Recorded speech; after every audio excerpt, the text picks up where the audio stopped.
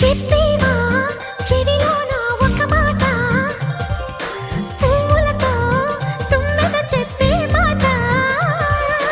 నీ చిరునవ్వు సాక్షిగా తాజ్ మహల్ నాదట, నీ పెదవంచు సాక్షిగా షాజహాను నేనట. నీ తీయని ప్రేమకి నా పెదవే నజరానా, నీ బయటకి నేనిక బానిసనే నెరజానా.